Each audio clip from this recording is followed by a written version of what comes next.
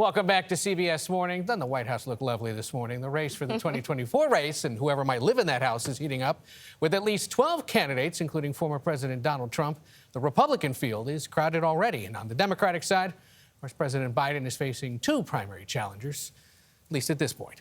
Joining us now to talk about the latest in the 2024 race are Republican strategist Leslie Sanchez and Democratic strategist Joel Payne. Good morning to you both. Joel, I want to start with you because obviously, country is still absorbing what the Supreme Court has decided in terms of affirmative action, gay rights, the student loan forgiveness plan.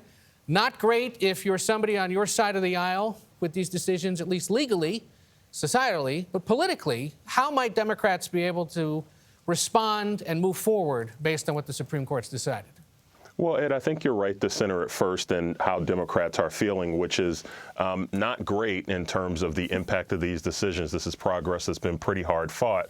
Politically, though, you're right. And if you think about the three groups who were impacted by these decisions last week, or really four groups: voters of color, African Americans, and Hispanic American voters, young voters, and LGBTQIA Americans. They were all impacted. They were all in the crosshairs of these decisions by the Supreme Court. Those are key parts of the Biden coalition.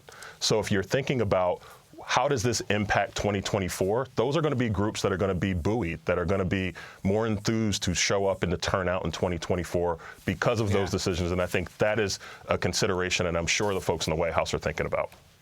Leslie, I know just about every Republican candidate's pretty pleased with what the Supreme Court decided last week. But this has been, at least in recent years, sort of the slowest build of a primary campaign. Like, it doesn't seem like they've been out as much. Maybe they're still waiting to see about the Trump indictment and whether things will go differently. But you had a good indicator of what to watch for in the next few days because they've been spending so much time behind the scenes worrying about money. It's always about money, Ed. You know, traditionally, this time of summer before the presidential campaign is the invisible primary. It's when you have a lot of would-be candidates on the phone trying to see if they can bundle some of those big donors together. A couple of things have happened. One, you've seen large, powerful conservative organizations like the Koch brothers put together their resources to the tune of $70 million+ to support candidates that are not Donald Trump. That was unheard of in 2016, certainly not in 2020 to the extent that it is now. And you have a lot more conversations behind the scenes of people waiting to see if they can really be that alternative. So if we follow the money, or if you remember, in 2016, Donald Trump didn't need that money. He said he was going to self-fund his campaign like the others did. Now that you're seeing this coalescing, I think it's going to change the dynamic later in the fall and certainly leading into the winter. Leslie, I wanted to follow up a little bit and ask you your take on essentially the culture wars that we're seeing in the Republican primaries. And I'm wondering, you know, we're seeing some of those groups that Joel mentioned at the top, especially LGBTQIA groups, being kind of in the crosshairs of some of the platforms of a lot of these candidates. And I'm wondering, do you think that's an effective strategy? Is that something voters really care about? And then once you get into the general, is there a way to bring that back to the middle? How does that translate to the general population when they go to the polls?